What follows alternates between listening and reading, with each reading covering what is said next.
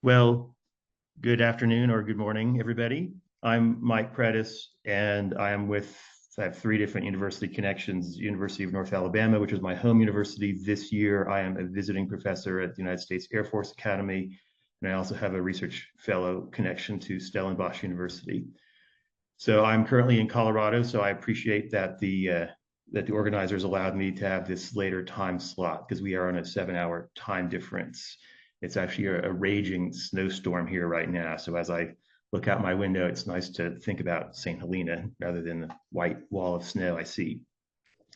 So I'm speaking about work that I've done in the past about Pacific Islands and whether any of the economic geography work that I've done there might be relevant to St. Helena.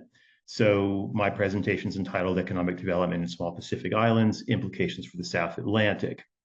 So here's an overview of what I hope to accomplish in the next few minutes, looking at some of the characteristics of Pacific Islands and comparing those with St. Helena and others in the South Atlantic, looking at economic strategies that small Pacific Island countries have used, then to speak specifically about one of those strategies, which is what I would call trust funds. They're often called sovereign wealth funds, or in some cases, semi-sovereign wealth funds, depending on the political nature of the place. I will look at two specific cases, one in Micronesia, and that's the country of Kiribati, and the other in Polynesia, and that's the country of Tuvalu, which would be perhaps the most relevant to St. Helena.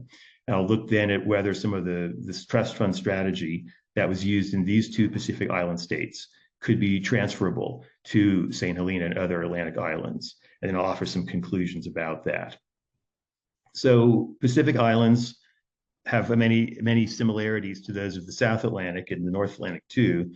Small population size, small physical size, very limited natural resources, limited agricultural potential that can be related to the smallness of the place, but also to the specific soil conditions there and weather conditions. High impact of natural disasters, something that's especially felt in Pacific Islands, where if a hurricane or typhoon or tsunami or something comes through, then an entire country can be affected rather than a small percent, as when we have a natural disaster here in the United States. These Pacific Island places, like those in the South Atlantic, are also remote from economic markets, very distant physically, geographically, but also in terms of their connectivity. There's high transportation costs. Anybody who's on St. Helena who has visited knows that it's a difficult place to access, even with an airport, and there's a high cost associated with that. And that's the same with most Pacific Island countries. And then there's limited economic opportunities. There really aren't a whole lot of jobs and opportunities for people who are coming of age and want to seek employment. And so these are features that are shared by many islands, especially those that are more remote from larger centers, both in the Pacific and the Atlantic. So the upshot here is that there's a lot of commonality between these sorts of places, therefore worth comparisons. So Pacific Islands have adopted a number of different strategies. One advantage that most of these island states in the South Pacific has is that they're sovereign states. They're independent countries and no longer colonies. And that gives them things that not every dependent territory has, although there are some that are. For example, internet top-level domains.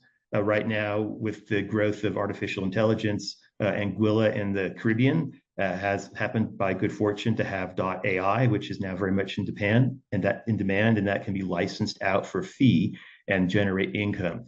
Tuvalu in the South Pacific, one of my cases here, has the top-level domain ending assigned of .tv, which was very popular for television broadcasting networks to use, as well as for anybody, because they offered it at a lower rate than the US .com domain ending.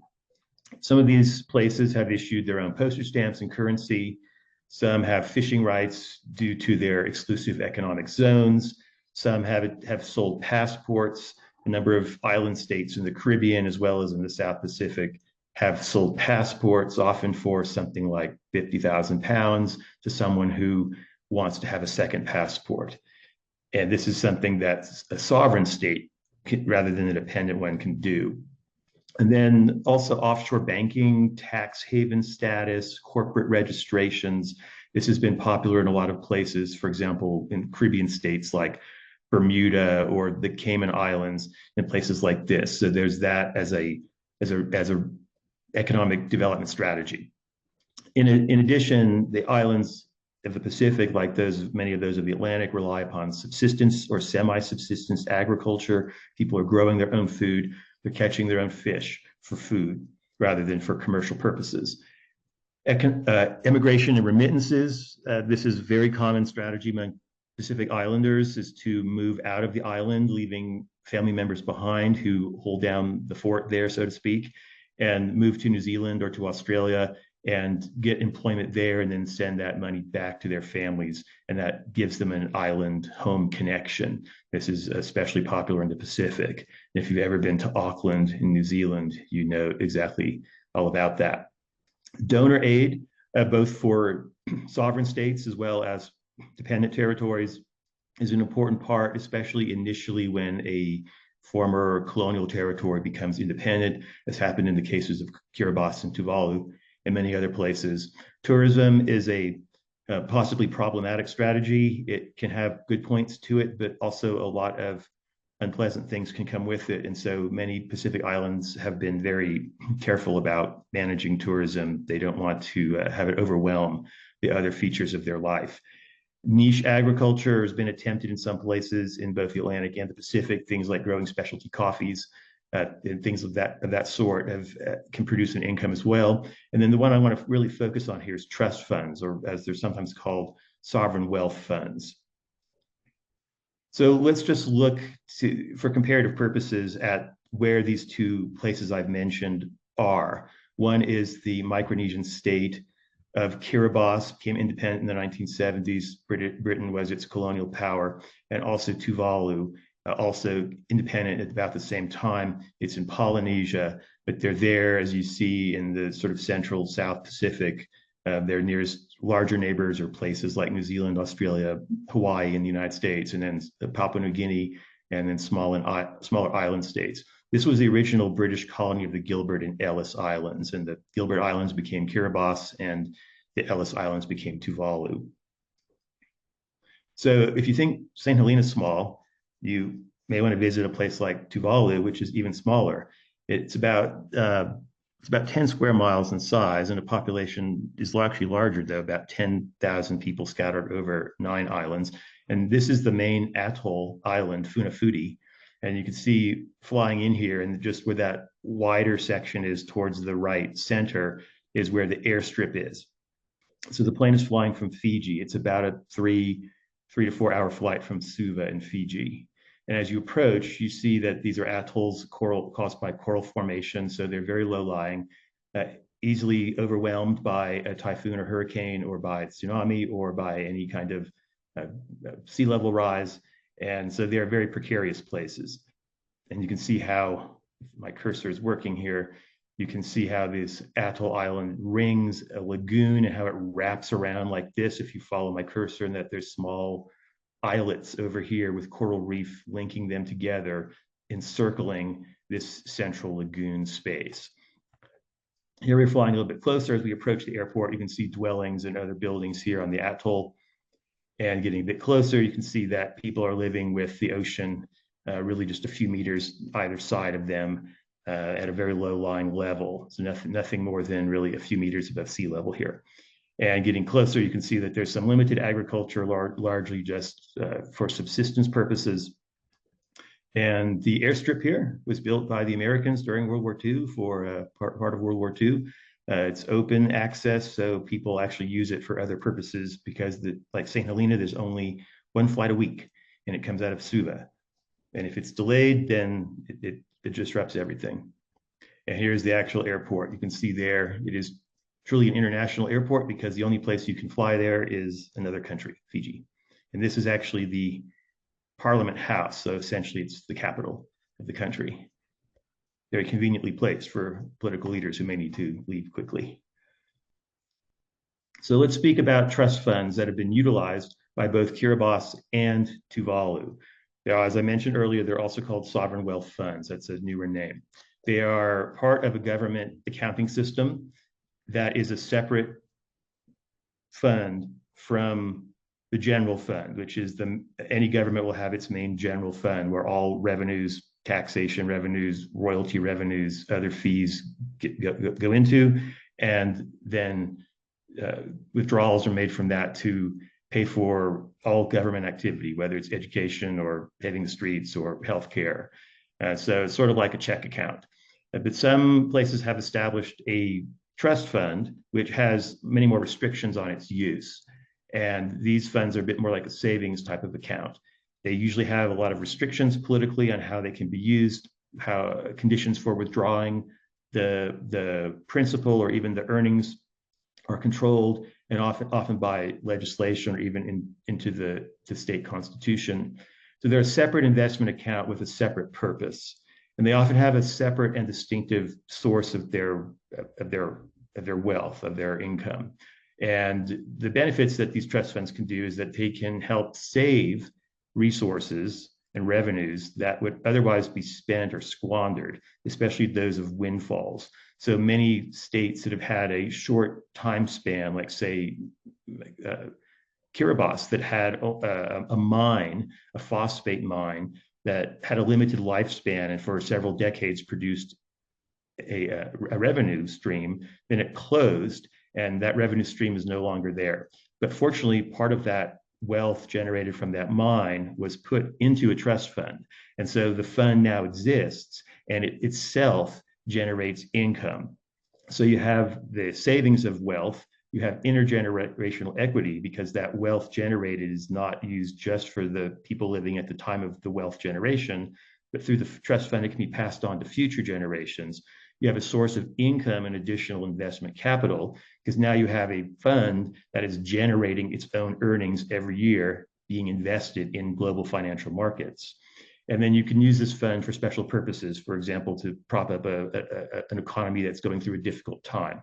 So what these funds can essentially do is they can transform a non-renewable resource like mineral income or oil income or donor aid income, as in the case of Tuvalu, into a renewable financial resource that invests in global financial markets and exists in perpetuity. So without going into too much detail here, just as this very simple structure, we have our typical general fund that every entity will have. We have various revenues going into that, but a trust fund can be used for special types of revenue. It can be used for donor aid. It can be used for windfall income from mining or from oil generation, other purposes, the sale of passports, what have you. It goes in, it generates earnings. Those earnings can be used through earnings generated through global financial markets. Those earnings can be then used in a general fund purpose. They can be used for collective goods like building an airport, building a hospital, or they can be paid out in the form of dividends where each individual receives some payment from the earnings of this fund. So the fund generates the fund can generate an income that can replace the income from the resource itself. So if we have this orange line showing income from a resource, it could be passport sales, it could be top level domain licensing, it could be mining income. The resource begins to produce an income, but over time it depletes and it declines. But if the trust fund is established early enough with part of this revenue, it will then start producing its own earnings, and at some point those earnings will surpass the earnings of the resource itself. So you've run out of oil, but you've saved part of that money in a trust fund.